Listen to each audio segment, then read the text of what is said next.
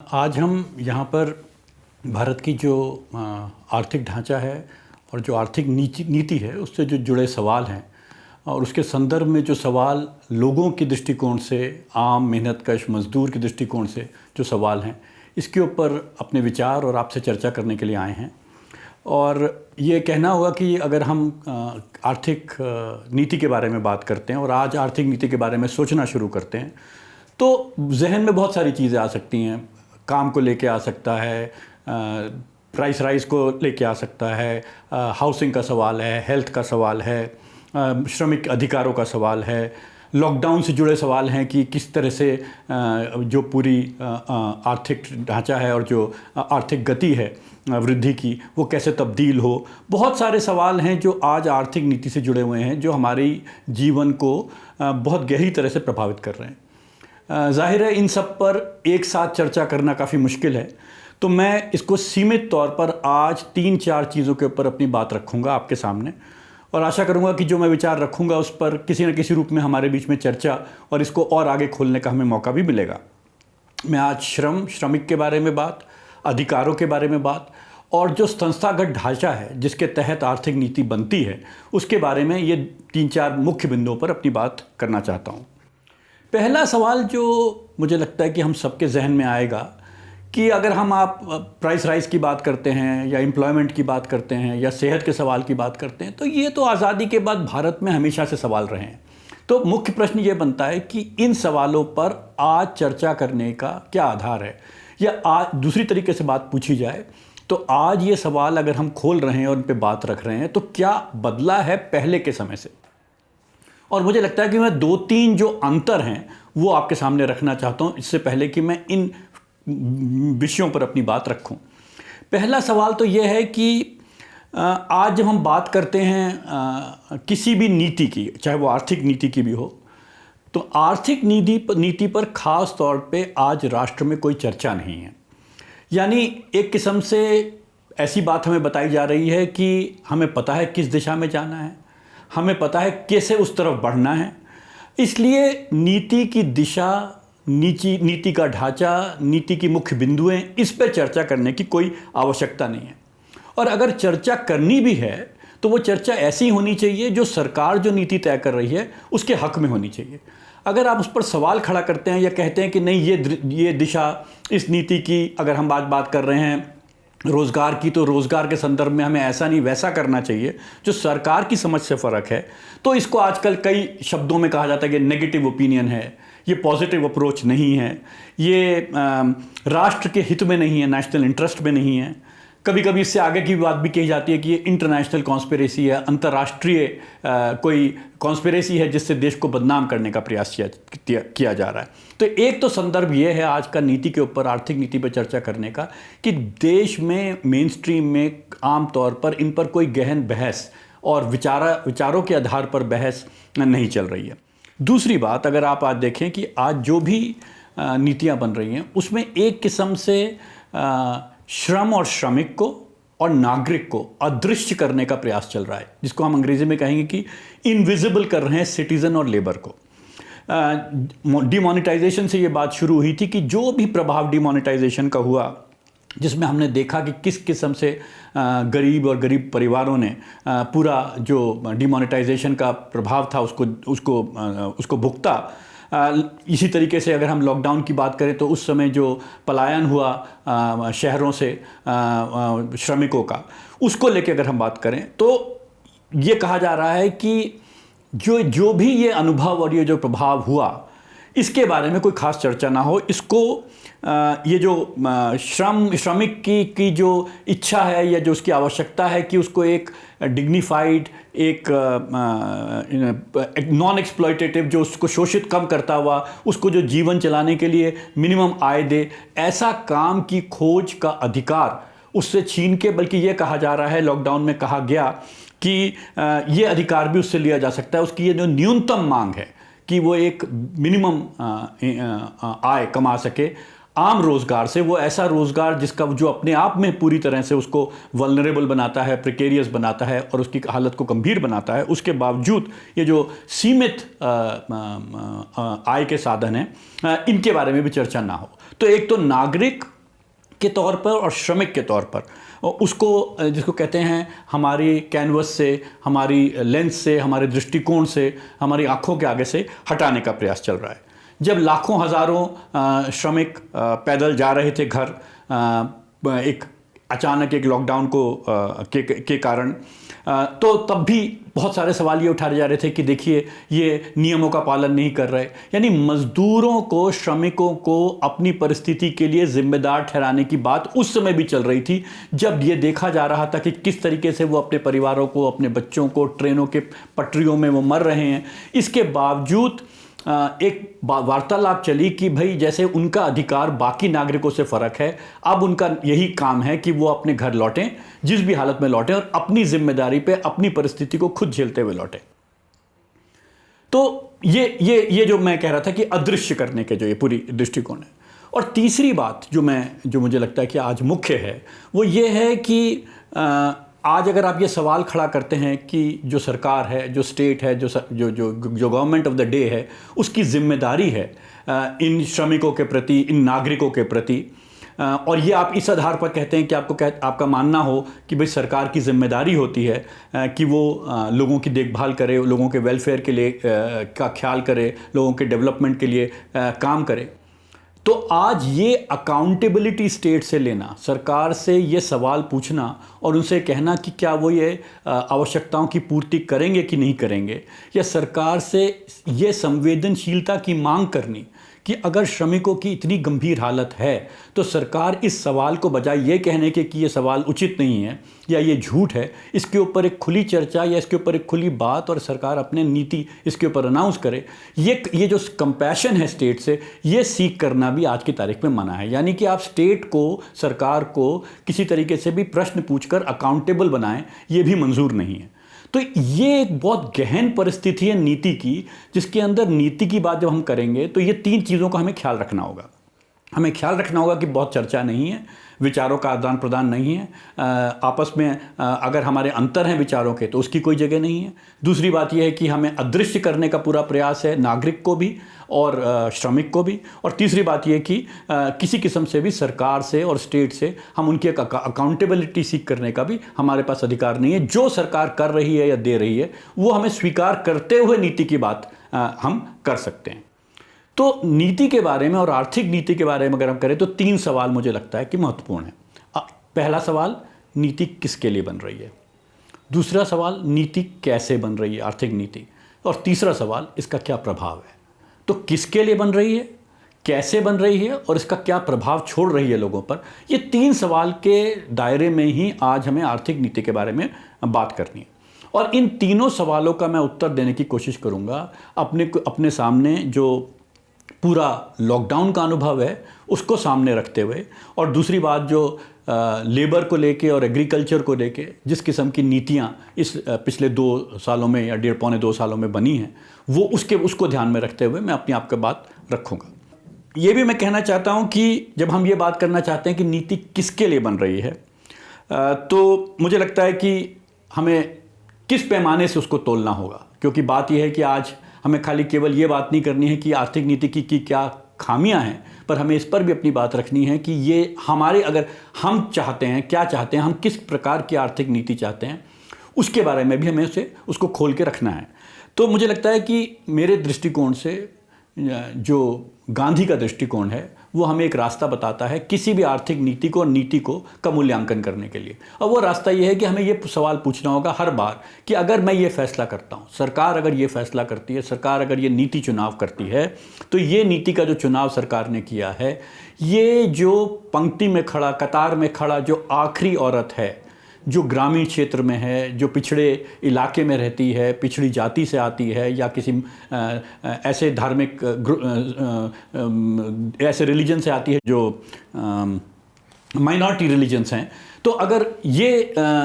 उसके लिए इस नीति का क्या प्रभाव पड़ेगा। मुझे लगता है किसी भी नीति का मूल्यांकन जो पंक्ति में आखिरी व्यक्ति है उसको दृष्टिकोण में रखते हुए हमें सवाल पूछना है। तो लॉकडाउन के बारे में दो सवालों के उत्तर अगेन मुझे लगता है महत्वपूर्ण है। एक कि हमने क्या ऐसा किया अपने चुनावों में, अपने फैसलों में, कोविड को लेके ये जो हमारे आगे ये भीषण परिस्थिति पैदा हुई कि हमने एक सेहत की इमरजेंसी को, एक सेहत की विपदा को किसी तरह से एक हमने इंसानियत के लिए त्रासदी में कैसे बदल दिया। और दूसरा सवाल कि जो ये पूरा का पूरा कोविड को लेके हमारा जो अनुभव रहा है, ये इसमें ऐसा कैसे हुआ कि जो अमीर हैं, जो बेहतर परिस्थितियों में हैं, जो बड़े घरों में रहते हैं, जो बड़े शहरों में रहते हैं, जो संपन्न हैं,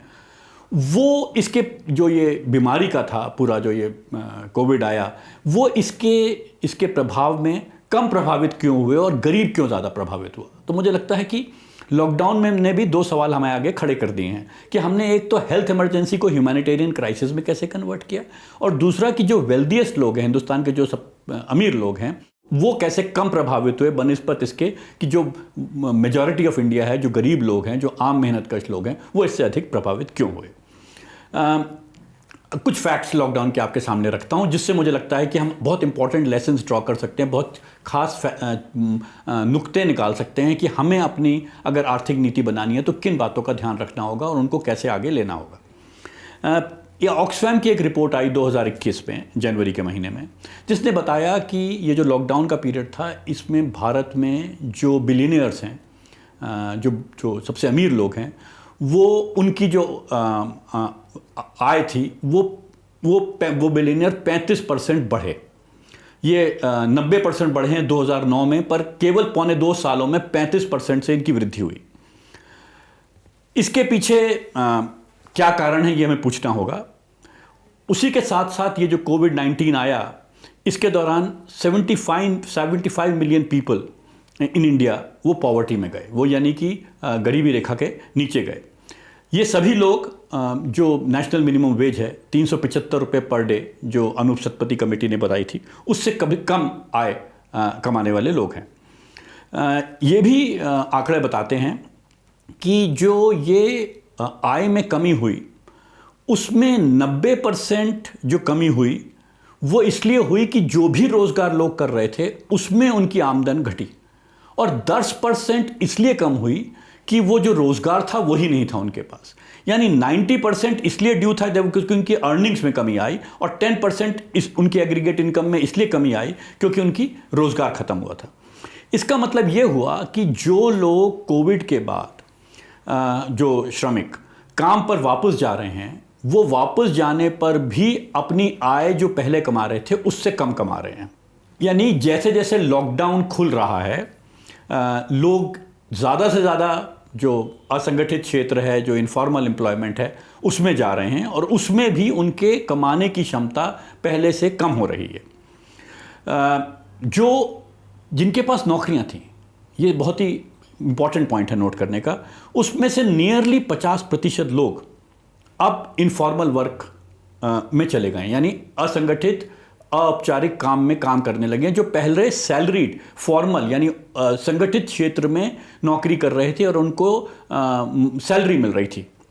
वो अब 50% इनफॉर्मल वर्क में चले गए हैं। वो कुछ सेल्फ एम्प्लॉयड हो गए हैं, यानी स्वरोजगार में हैं, कुछ हैं जो वेतनकर्मी हो गए हैं, और कुछ ऐसे हैं जो अनौपचारिक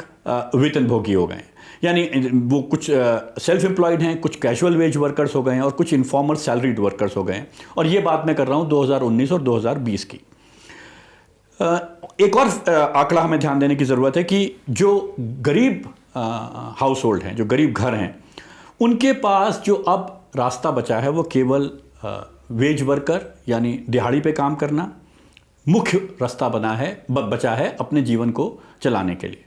और 3 सेक्टर जो जिसके ऊपर, या 3 काम जिसके ऊपर अधिकतर लोग अब निर्भर हो रहे हैं, ज़्यादा लोग निर्भर हो रहे हैं, वो है कृषि, दूसरा कंस्ट्रक्शन, बिल्डिंग और इसका काम, और तीसरा छोटा व्यापार। यानी कृषि, छोटा व्यापार और कंस्ट्रक्शन का काम, बिल्डिंग बनाने का काम, ये 3 काम बचे हैं जिसमें ज़्यादातर लोग इनफॉर्मल एक्टिविटी में जा रहे हैं। इनफैक्ट ये भी बात नोट करने की है कि जो बहुत सारे टीचर्स से या एजुकेशन सेक्टर में लोग काम कर रहे थे, या बहुत सारे जो सेहत में काम कर रहे थे, जो पहले सैलरी पे काम कर रहे थे, एक नौकरी पे काम कर रहे थे जिसको महीने भर की तनख्वाह मिलती थी, वो सब उनमें से जो ये 50% हट गए हैं वहाँ से, वो इन्हीं क्षेत्रों में जा रहे हैं जिनकी मैं बात कर रहा हूँ, यानी कृषि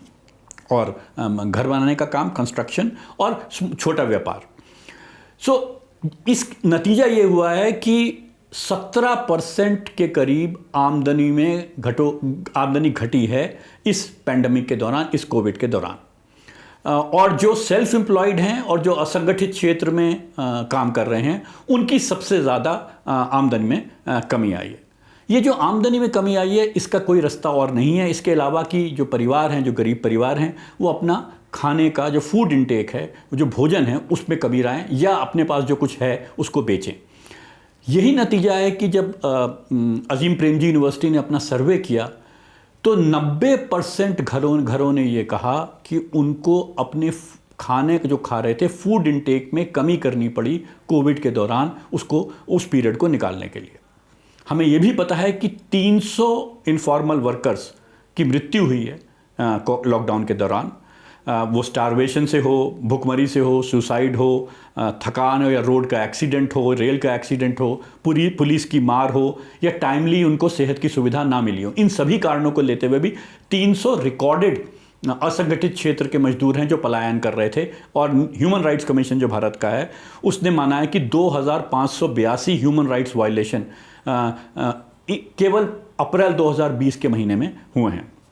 तो 12.2 करोड़ लोग जिन्होंने नौकरी खोई है, उसमें से 75% लोग, यानी 9.2 करोड़ लोग वो हैं जिन्होंने कि अपनी नौकरी इनफॉर्मल असंगठित क्षेत्र में खोई है। ये जो मास एक्सोडस हुआ है, जो ये पलायन हुआ है, जो पैदल रास्तों में लोग गए और जिन्होंने एक पूरी त्रासदी को भुगता, जिस तरीके से उन्होंने घरों को पहुंचना पड़ा, उसकी तस्वीरें टेलीविज़न पर ना केवल हिंदुस्तान ने पर पूरे विश्व ने देखी हैं। ये तस्वीर, मैं जो सवाल नीति के ऊपर आ रहा हूं कि ये जो तस्वीर है लोगों की, क्या ये हमारे जहन में नहीं थी? क्या हमारे इमेजिनेशन में जो ये हिंदुस्तान का 90%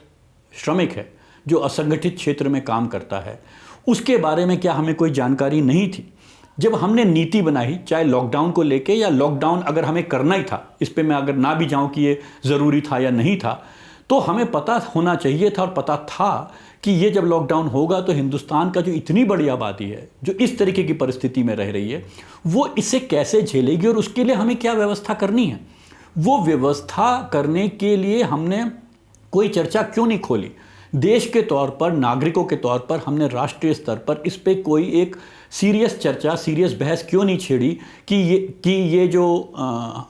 जो श्रमिक हैं जो पलायन कर रहे हैं, जो हमें जिनके बारे में आंकड़े पता हैं, ये कोई जानकारी की कमी नहीं थी। हमें अपने लेबर मार्केट में क्या परिस्थिति है वो लॉकडाउन से पहले भी पता थी। तो यानी जब हमने नीति बनाई लॉकडाउन को लेके और लॉकडाउन के बाद की नीति को लेके, तो उसमें जो ये तस्वीर थी पलायन करते हुए मजदूर की, और उसकी जो भुगतने का पूरा जो अनुभव है, और जो उसकी जो भूखमरी का अनुभव है, उसकी जो मौत का अनुभव है, उसके जो नागरिक अधिकारों का हनन है, ये सारी चीज़ें हमारी गिनती में नहीं थी जब हमने नीति बनाई लॉकडाउन और लॉकडाउन के बाद।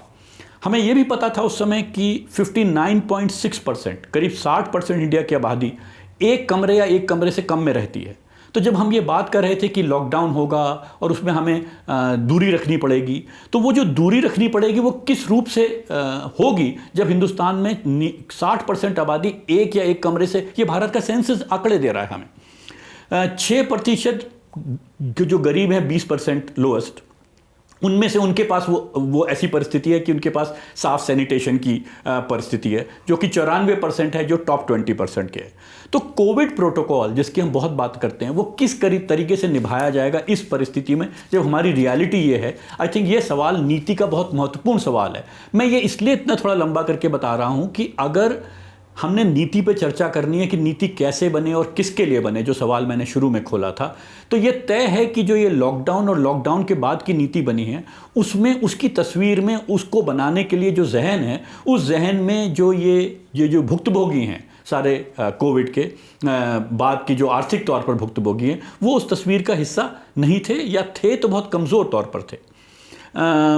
हमें ये भी पता है कि भारत के केवल 4% ग्रामीण क्षेत्रों में ऐसे घर हैं जिनके पास कंप्यूटर है, और 15% से कम ऐसे लोग हैं जिनके पास की इंटरनेट कनेक्शन है। तो जब हमने लॉकडाउन किया तो हमें पता था कि जब लॉकडाउन होगा और स्कूलों में जितने भी बच्चे जाते हैं वो स्कूल नहीं जा पाएंगे, तो उनके जीवन पर क्या असर पड़ेगा, ये हमारे लिए कोई, जिसे अंग्रेजी में कहते हैं ब्रेकिंग न्यूज़, ये कोई बड़ी नई खबर नहीं थी। हमें तो पता होना चाहिए था कि हमारे बच्चे, हमारे अगर ग्रामीण क्षेत्रों में केवल 4% ग्रामीण घर ऐसे हैं जिनके पास कंप्यूटर है, और 15% ऐसे घर हैं जिनके पास की इंटरनेट कनेक्शन है, तो जिसको डिजिटल एजुकेशन, कंप्यूटर के माध्यम से पढ़ना पढ़ाना, जो इसकी संभावना है, उसकी सीमाएं हमें पूरी तरह पता थी। नतीजा वही हुआ जो अपेक्षित था कि जब लॉकडाउन के बाद का आज की, जब उसके असर की बात की जा रही है और बात की जा रही है कि इसका क्या किया जाए, कि क्या हुआ इसके दौरान, तो आंकड़े कहते हैं कि 1.5 मिलियन हाउसहोल्ड, मिलियन स्कूल्स वर क्लोज डाउन। इतने स्कूल बंद हो गए। 286 मिलियन चिल्ड्रन प्री प्राइमरी से सेकेंडरी लेवल से के बीच में प्रभावित हुए शिक्षा को ना लेने की परिस्थिति में आने में। इसके ऊपर अगर आप 6 मिलियन वो भी जोड़ दें जो पहले ही कोविड से बाहर स्कूल से ड्रॉप आउट थे, तो आप गिनती समझ सकते हैं कि आज स्कूल से कितने बच्चे बाहर हैं। हमने इसको, वर्ल्ड बैंक ने बड़ी स्टडी की और कहा कि इसका आर्थिक प्रभाव बहुत ज़बरदस्त होगा। कुछ उसने अंदाज़ा लगाया है कि इसका भारत को आर्थिक तौर पर 32.3 लाख करोड़ रुपए का नुकसान होगा भविष्य की जो आय है उसके आने में, जो ये स्कूलों को और उस बच्चों को स्कूल में ना जाने से जो भारत को प्रभाव हुआ है। पॉलिसी क्या बनाई हमने, इसको इस नीति के तौर पर इसको कैसे समझा और रिस्पॉन्ड किया। पूरी की पूरी जो जिस तरह से शिक्षा व्यवस्था अस्त व्यस्त हुई लॉकडाउन के बाद, उसके बाद हमने सोल्यूशन के तौर पे हम सोल्यूशन लाए कि जो डिजिटल मोड है, जो लॉन्ग डिस्टेंस है, जो इंटरनेट के माध्यम से, फ़ोन के माध्यम से जो पढ़ाने का तरीका है, उस तरीके को और बढ़ावा दें। ये हमने सोल्यूशन के तौर पर इसको आगे बढ़ाया। एक ऑनलाइन एजुकेशन, एक शिक्षा जो ऑनलाइन माध्यम से दी जा सकती है, जिसमें अध्यापक और विद्यार्थी आमने सामने ना बैठ के किसी न किसी फ़ोन या कंप्यूटर के माध्यम से एक दूसरे से जुड़े हों अपने अपने जगह पर रहते हुए।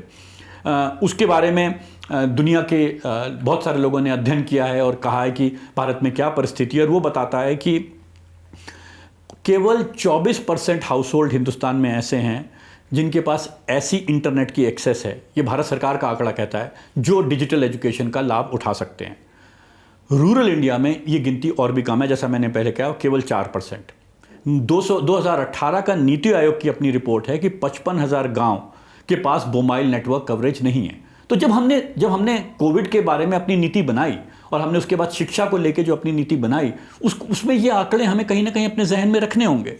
2017-18 का रूरल डेवलपमेंट मिनिस्ट्री का एक सर्वे है, उसने कहा है कि 36% स्कूल हिंदुस्तान में ऐसे हैं जिनके पास इलेक्ट्रिसिटी नहीं है, जहां बिजली नहीं है। तो जब हम ये टेक्नोलॉजी के माध्यम से शिक्षा में से जो छूट रहे हैं, और हमें पता है कि कौन लोग हैं जिनके पास बिजली नहीं है, हमें पता है कौन लोग हैं जिनके पास कंप्यूटर नहीं है, हमें पता है किनके पास इंटरनेट नहीं है, वो हिंदुस्तान के दलित वर्ग, गरीब वर्ग, महिलाएं, पिछड़े इलाकों में रहने वाले लोग, वो सभी लोग जो असंगठित क्षेत्र में काम करते हैं, जो अनस्किल्ड वर्कर्स हैं, उन्हीं के घरों में इन चीज़ों की और उन्हीं के क्षेत्रों में इन चीज़ों की खामियां हैं। तो हमें पता है कि जब हम ये टेक्निकल जो सोल्यूशन ले रहे हैं, हम जो कह रहे हैं कि ऑनलाइन मोड एक सोल्यूशन है जिससे शिक्षा का समस्याओं का हल हो सकता है, या शिक्षा हर बच्चे को पहुंच सकती है, तो उसकी सीमाएं हमें पता है अपने आंकड़ों से। इससे मैं ये कह रहा हूँ कि शायद अगर बजाय ऑनलाइन एजुकेशन के हम उस समय फैसला करते कि हमें जो सरकारी खर्च है शिक्षा पे, उसको बहुत बड़े तौर पे बढ़ाना होगा अगर हमें शिक्षा के को हर घर में पहुंचाना है और हर बच्चे के पास शिक्षा को पहुंचाना है। क्योंकि हमें पता था कि जो हमारी परिस्थितियां हैं गांव में, हमारे घरों में, उसमें शिक्षा को लेके गरीब घर का बच्चे को सबसे ज़्यादा नुकसान होगा और वो शिक्षा से वंचित हो जाएगा। तो सरकारी खर्चे को बढ़ाने की हमें बात करनी चाहिए थी बहुत बड़े तौर पर। कहा जाता है हिंदुस्तान में कि राष्ट्रीय आय का 6% कम से कम शिक्षा पे खर्च करना चाहिए। नए बजट भी आए, उसमें कोई भी ऐसी चीज़ हमें नहीं नज़र आती है। आज भी वही 2.5 से 3% की बात हम करते हैं जब शिक्षा पर व्यय की बात करते हैं। इनफैक्ट जो एजुकेशन विभाग ने डिजिटल ई लर्निंग, जो माना जाता है कि सरकार आज कह रही है कि ई लर्निंग के माध्यम से, डिजिटल टेक्नोलॉजी से उसका जो बजट है 2020-21 में वो 604 करोड़ से 470 करोड़ पे पहुंचाया गया, यानी कम किया गया। तो जो हमारी परिस्थिति थी, जो हमारे संदर्भ था, जिसके आंकड़े हमारे पास थे, उसका हमने क्या प्रयोग किया अपनी नीति बनाने के लिए या अपने नीति के चुनाव करने के लिए, मुझे लगता है कि ये महत्वपूर्ण है। और मैं जो सुझाव दे रहा हूँ आपको वो ये कह रहा हूँ कि जो जानकारी की खामी से नीति का गलत चुनाव एक मसला है, पर जानकारी होने के बाद नीति का एक चुनाव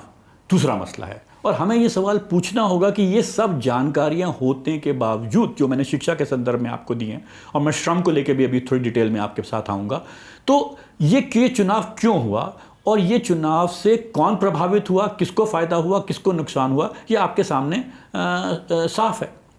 इसलिए नीति को लेके, आर्थिक नीति को लेके हमें लगातार ये सवाल पूछना पड़ेगा कि वो पॉलिसी, वो नीति किसके लिए बन रही है। इसीलिए मैंने पहला सवाल पूछा था कि किसके लिए बन रही है, और साफ है कि जो ये शिक्षा नीति बन रही है, ये जो गांधी के कतार में आखिरी व्यक्ति खड़ा है उसके लिए नहीं बन रही है। उसका कितने लोगों को लाभ होगा, किसके लिए नहीं होगा, ये अलग विचार का मसला है, पर यह साफ है। दूसरी नीति के ऊपर आता हूं, जो खास तौर से श्रम और श्रमिक को लेके, और मुझे लगता है महत्वपूर्ण है, इस पर 5, 7, 10 मिनट लगाने चाहिए, क्योंकि जो पलायन का पूरा अनुभव रहा, जो विश्व ने और मैंने कहा हिंदुस्तान ने देखा, उसके बावजूद जो भारत सरकार ने जो नीति के तौर पर श्रम को लेके, जो श्रम के कानूनों को बदला, और एक किस्म से जो पेंडेमिक था, जो कोविड था, ये कोविड का जो प्रकोप था इस मुल्क पर, उसको एक किस्म से एक अवसर के तौर पर इस्तेमाल किया, वो परिवर्तन लाने के लिए लेबर लॉज में, श्रम के कानूनों में, जिससे कि श्रमिक के अधिकार और भी कमज़ोर हो जाएं। लेबर मिनिस्ट्री ने उन 29 सेंट्रल लेबर लॉज को 4 कोड्स में बदला, और हमें पता है कि उसमें पार्लियामेंट में कोई खास चर्चा नहीं हुई और वो बिल अचानक पास कर दिए गए। पहले भी ऐसी नीतियां बनी हैं, ऐसा नहीं कि ऐसी नीतियां नहीं बनी हैं, पर ये जैसे जो शिक्षा को लेकर मैंने कहा, या जो श्रम को लेकर मैंने लेबर लॉज को लेकर बात कहा, ये पहले की नीतियों से मुझे लगता है एक स्पष्ट तौर से फ़र्क है। वो इस तरीके से फ़र्क है कि पहले भी लेबर लॉज कमज़ोर किए गए हैं। पहले भी ये कहा गया है कि जो श्रम को लेकर जो पूरा ढांचा है वो बहुत पुराना है, उसको बहुत बड़े तौर पर तब्दील करना है। पर अब जो बात की जा रही है वो बहुत ये है कि जब ये पलायन का पूरा अनुभव हुआ, तो जो पूरा अनुभव श्रमिक का था, उसका एक किस्म से जब आपने नीति बनाई उसके कुछ महीने बाद, और ये कहा कि श्रमिक की हालत बेहतर तब हो सकती है जब ये नियम बदल जाएं, ये नए लॉज इंप्लीमेंट हो जाएं, तो आपने एक संदेश दिया देश को कि जो श्रमिक का पूरा अनुभव था पलायन के दौरान, उसका कारण पुराने जो नियम चल रहे थे इस देश में, जो हमारा हैंगओवर था पास से, वो मुख्य तौर पे जिम्मेदार था। और अगर हम ये पुराने नियमों को बदल दें, सरकार अगर नए लॉज ले आए, तो वो ये परिस्थिति बेहतर हो जाएगी। यानी एक किस्म से सरकार की जिम्मेदारी नहीं हुई थी कि जो पलायन करते हुए श्रमिकों के संग, मजदूरों के संग, बच्चों के संग, औरतों के संग हुआ, बल्कि एक किस्म से जो अभी तक लोग ये जो श्रम के नियम हैं, जो लेबर लॉज हैं, इसके जो परिवर्तन में के सवाल खड़े कर रहे हैं, वो एक तरीके से जिम्मेदार हैं कि देखिए आप वो नियम बदलने नहीं दे रहे हैं, आप कानून को बदलने नहीं दे रहे हैं, और जब कानून नहीं बदल रहा तो नतीजा ये है कि श्रमिक ये सारी चीज़ अनुभव कर रहा है। यानी जो पूरा असंगठित क्षेत्र का और अनौपचारिक क्षेत्र का जो श्रमिक है, और उसका जो उसकी गंभीर परिस्थिति है और उसको जीवन चलाने में जो चुनौतियां हैं, उस चुनौतियों के पीछे मुख्य इशारा वो लेबर लॉज पे किया गया, जो पुराने समय से हमारे पास चल आ रहे थे, और एक इशारा किया गया, एक भरोसा दिया गया कि जो नए नियम हैं अगर ये लागू हो जाएं तो इससे भविष्य में श्रमिक की ऐसी हालत नहीं होगी, बल्कि श्रमिक की हालत पहले से बेहतर होगी। ये मुझे लगता है कि एक और भी जगह पे ये बहुत हो रहा है कि हिंदुस्तान में आज एक चर्चा चल रही है कि आप अपनी परिस्थिति के लिए खुद जिम्मेदार हैं। श्रमिक अपने बुरी खराब परिस्थिति के लिए इसलिए जिम्मेदार है कि उसने नियम नहीं बदलने दिए। जो ट्रेड यूनियन है उन्होंने नियम नहीं बदलने दिए, जो श्रमिकों के हक में लोग खड़े हैं उन्होंने नहीं बदलने दिए। तो एक किस्म से श्रमिक अपनी परिस्थिति में, अपनी खराब परिस्थिति के लिए खुद जिम्मेदार है। बिल्कुल उसी तरीके से जिस तरीके से जब लिंचिंग हुई थी, जब लोगों को निकाल के घरों से मारा गया, खासतौर से मुसलमानों को, तो कहा गया कि वो लिंचिंग में जो वो हुई वो उनकी अपनी गलतियों से हुई, उनके अपने कामों से हुई। या जो भीमा कोरेगांव के 2018 का जो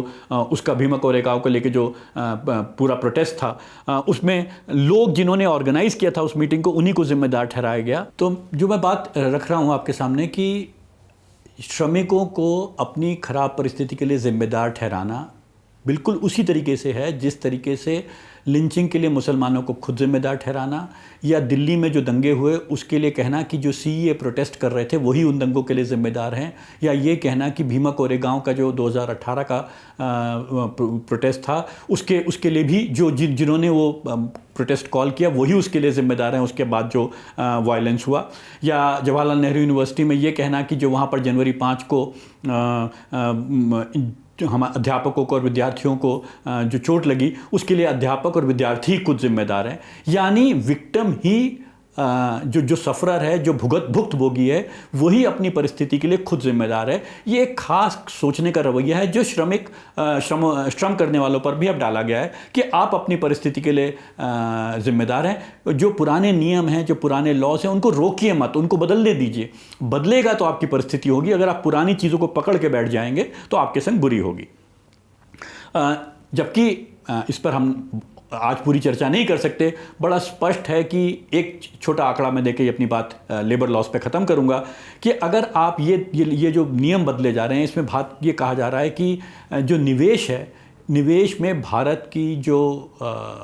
श्रमिक कॉस्ट है, जो श्रम की कॉस्ट है, या जो लेबर कॉस्ट है मैन्युफैक्चरिंग में, वो ज़्यादा है चाइना के बनिस्बत। तो अगर हमारी लेबर एफिशिएंट हो जाए और लेबर की कॉस्ट गिर जाए तो हमारा यहाँ निवेश की परिस्थिति बेहतर होगी। खाली मैं ये बताना चाहता हूँ कि बहुत आंकड़े हैं हमारे पास ये कहते हुए कि अगर केवल हम किसी भी उत्पादन में, खासतौर से मैन्युफैक्चरिंग में, खासतौर पे उद्योग को संदर्भ में देखें तो टोटल जो उत्पादन की कॉस्ट है, उसमें से जो लेबर कॉस्ट है उसको इंडिया और चाइना के बीच में कंपेयर करें तो चाइना की जो लेबर कॉस्ट है वो 3 गुना है भारत से। कहने का मतलब ये है कि भारत में जो लोगों को वेजेस दिए जाते हैं, जो लोगों की श्रम करते हुए आय है, वो बहुत कम है दुनिया के बाकी मुल्कों से, खास तौर से चाइना से, जिसके संदर्भ में हमें कहा जा रहा है कि अगर इसको हम और घटा दें, इसको और कम कर दें तो हमारे यहाँ निवेश बढ़ जाएगा। तो निवेश का होना ना होना, उसमें लेबर की कॉस्ट, मेरे को नहीं लगता कि उसकी कोई वास्तविकता से संबंध है। लेकिन उसी आधार पर सारी बातें बदली गई हैं। अब मैं आता हूँ दूसरी चीज़ पर, ये जो खेती को लेकर नियम बदले गए, ये खेती को लेकर भी जो नियम बदले गए हैं और जो नए कानून आए हैं, ये भी उसी चीज़ का हिस्सा है जिस तरह से श्रम के कानूनों को बदला गया है। क्योंकि इसका भी एकमात्र मुख्य उद्देश्य ये है कि ग्रामीण क्षेत्रों में हम एक लेबर का जो एक ऐसा लेबर का पूल क्रिएट करना चाहते हैं, या एक ऐसी परिस्थिति पैदा करना चाहते हैं जहाँ पर कि जो भी सर्विस सेक्टर को लेके या मैन्युफैक्चरिंग सेक्टर को लेके जहाँ भी श्रमिकों की आवश्यकता हो, ग्रामीण क्षेत्रों में एक ऐसा तबका अवेलेबल होना चाहिए जो कम से कम, बहुत कम से कम पैसे पर वहाँ पर काम करने के लिए मौजूद हो। ये मुझे अपने तीसरे मसले पर लाता है। पहला मैंने शिक्षा की बात की, दूसरा मैंने श्रमिक और श्रम मजदूरों के नियमों की बात की। तीसरे मसले पर आता हूँ। ये है जो रूरल अर्बन, ग्रामीण और शहरों के बीच में संबंध है, और जो ये पलायन को लेके जो इसमें सवाल खड़े हुए हैं। मुझे लगता है आर्थिक नीति को नई तरीके से सोचने के लिए इसने भी एक बहुत बड़ा सवाल हमारे सामने खड़ा किया है। बहुत समय नहीं है मैं इस पर आंकड़े दूँ, पर हमारे को पता है कि आज ये परिस्थिति है कि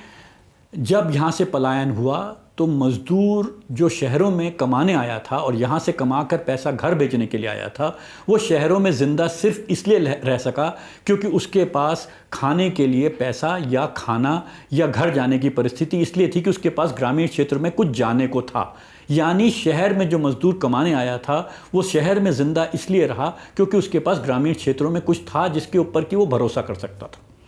तो आज वो वहाँ वापस चला गया। अब आज सवाल ये उठता है कि जब धीरे धीरे लॉकडाउन ख़त्म हो रहा है और लोग वापस आने की बात कर रहे हैं, इस जो लॉकडाउन लिफ्ट हो रहा है, इस परिस्थिति में क्या सभी लोग वापस आ पाएंगे? क्या सभी लोगों को काम मिल जाएगा, या हमें इसके बारे में कुछ और नीति या अलग तरीके से सोचना पड़ेगा?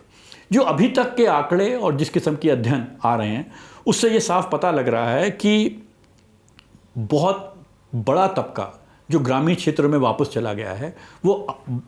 लंबे समय तक शहरों में आने की परिस्थिति में नहीं होगा, क्योंकि शहरों में उस तरीके का काम नहीं होगा। क्योंकि जो मुख्य सेक्टर हैं, जो मुख्य एक्टिविटी हैं जिनके अंदर की वो काम करता था, उनमें ही कमी आ गई है, तो इसलिए वो नहीं आएगा। और अगर वो कुछ उसमें से तबका आता भी है, तो जैसा मैंने पहले कहा, वो उसकी आमदन पहले से कम होगी, यानी वो शहर में आएगा तो और भी कमज़ोर परिस्थिति में रहेगा, और उसकी ग्रामीण क्षेत्र में निर्भरता अपने खाने के लिए, अपनी बीमारी के लिए, अपने घर में पीछे जाके उनके सहयोग के लिए, वो बहुत बड़े तौर पर और बढ़ जाएगी। तो यानी आज हमारे पास सामने ये जो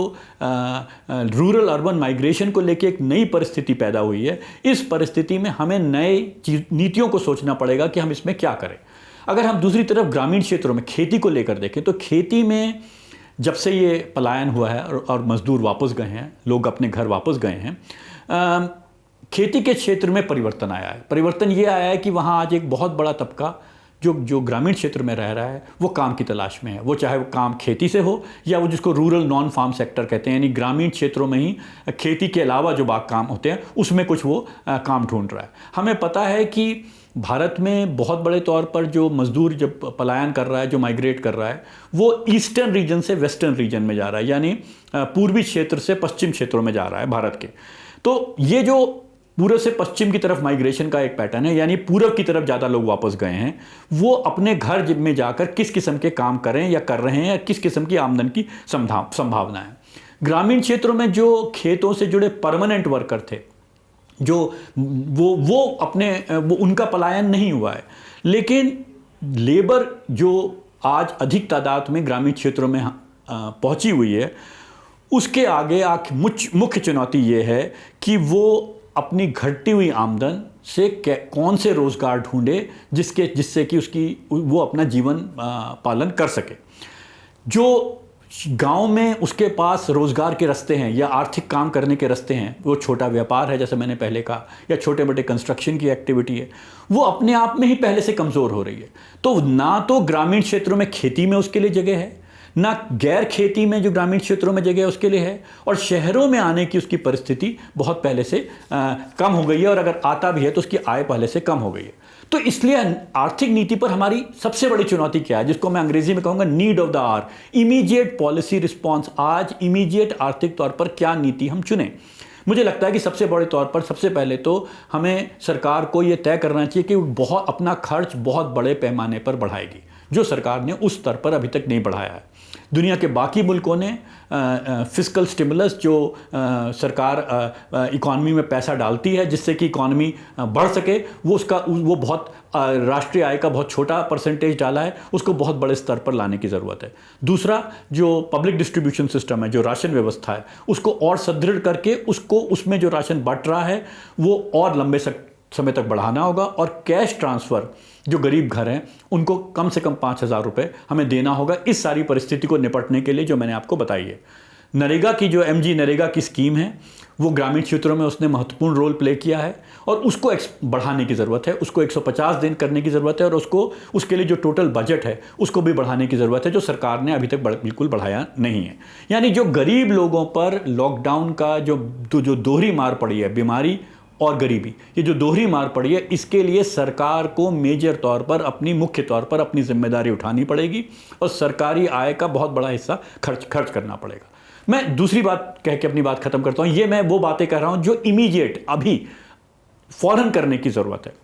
लेकिन जो मैंने इतनी लंबी परिप्रेक्ष्य बांधा है नीति को लेके, उसके पीछे मैं दूसरा संदेश भी देना चाहता हूँ, और वो ये देना चाहता हूँ कि लंबे समय के लिए, लॉन्ग रन में या मीडियम रन में, हमें अपनी नीति, आर्थिक नीति को कैसे बनाना है, किसको सामने रख के बनाना है, और जो सरकारें हैं वो इतनी जानकारी के बावजूद क्यों नहीं ऐसी नीति बनाती हैं जिससे आम नागरिक को, आम मजदूर को, आम औरत को, आम घर को, ग्रामीण क्षेत्रों में रहने वाले, पिछड़े क्षेत्रों में रहने वाले घरों को लाभ हो। जो सबसे बड़ा सवाल हमारे सामने आता है कि जो आज नीति बन रही है वो पार्लियामेंट्री प्रोसेस, डेमोक्रेटिक प्रोसेस से बन रही है। ऐसा नहीं है कि ये जो श्रम कानून है या खेती कानून है ये पार्लियामेंट में पास नहीं हुए, चाहे उसने पार्लियामेंट्री प्रोसेस को फॉलो किया कि नहीं किया, वहाँ पर चर्चा का मौका दिया गया नहीं दिया गया, उसके बावजूद ये भारत के पार्लियामेंट में पास किए गए। तो सबसे बड़ी चुनौती मुझे लगता है कि हमारे आगे आर्थिक नीति को लेके लंबे समय के लिए चीज़ों को बदलने के लिए जो है वो ये है कि भारत का जो पार्लियामेंट्री प्रोसेस है, भारत का जो डेमोक्रेटिक प्रोसेस है, जो भारत में डेमोक्रेटिक चर्चा है, उसमें श्रमिक, मजदूर, गरीब को सेंटर में लाने की ज़रूरत है। यानी हर नीति उसको दृष्टिकोण, उसको मुख्य बिंदु रख के बने। ये खाली आर्थिक नीति पे चर्चा से नहीं होगा, क्योंकि जैसा मैंने कहा, जो आर्थिक नीति का चुनाव सरकार कर रही है वो चुनाव जानकारी होने के बावजूद कर रही है, और वो जानकारी होने के बावजूद पार्लियामेंट के माध्यम से कर रही है। इसलिए सबसे बड़ा नीति परिवर्तन की चुनौती हमारे आगे ये है कि जो पार्लियामेंट्री डेमोक्रेसी है, जो पार्लियामेंट के बाहर पॉलिटिकल प्रोसेस है, उसमें किस किस्म से हम जो आम लोगों की ज़रूरत है, जो मजदूर वर्ग की ज़रूरत है, जो श्रमिक की ज़रूरत है, जो आम औरत की ज़रूरत है, जो आम औरत के सेहत के सवाल हैं, उसकी आय का सवाल है, उसकी जो सेल्फ एम्प्लॉयमेंट है उसमें बहुत कम आय का सवाल है, उसको लेके वो कैसे मुख्य बिंदु पे लाएं, सेंटर पीस पे लाएं। ये मुझे लगता है कि